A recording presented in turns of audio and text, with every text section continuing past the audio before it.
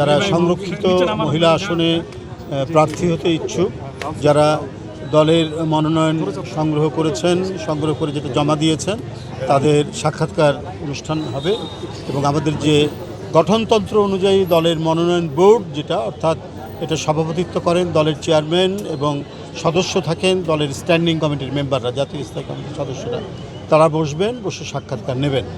আমি আগেও বলেছি যে আমাদের এক ভয়াবহ দুঃসময় পার করে আমরা আজকের গণতন্ত্র উত্তরণে এই পর্যায়ে এসে পৌঁছেছি এবং গণতন্ত্রকে সবল, সচল এবং শক্তিশালী করার জন্য এটাকে এগিয়ে নিয়ে যেতে হবে।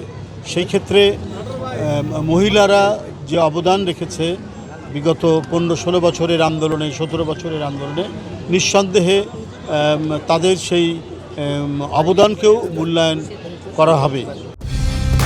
কালার এক্সপার্ট, জর্জ স্যাপ এবং মাইল্ড অন হ্যান্ডস টেকনোলজি সমৃদ্ধ অরিক্স ক্রিস্টাল ওয়াশ আপনার লন্ড্রি এক্সপার্ট।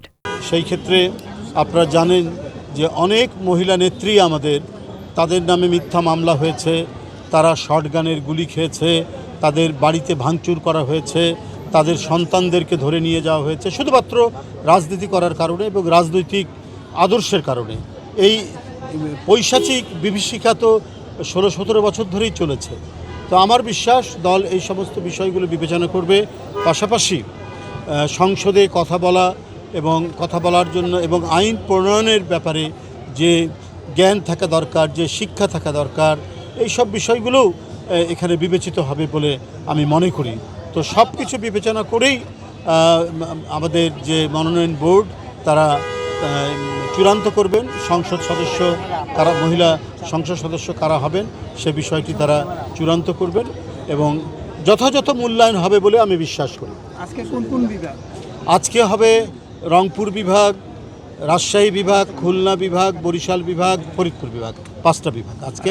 আর আগামীকাল হবে ঢাকা বিভাগ, চট্টগ্রাম বিভাগ, সিলেট বিভাগ, কুমিল্লা বিভাগ এবং ময়মনসিংহ বিভাগ। সবার সাথে কি একসাথে বসা হবে নাকি আলাদা আলাদা? না, বসবে, জেলাওয়ারি বসতে পারে। মানে এটা এখন কিভাবে বসবে আমরা সব ঠিক রেখেছি, এখন বোর্ড যেভাবে বলবেন সেভাবে ডাকবে আর কি। কতজন হতে পারে এখন এক্স্যাক্টলি আমি জানি না স্ট্যাটিস্টিক্সটা, মানে 400-র মতো তো হবেই, কম বেশি হতে পারে।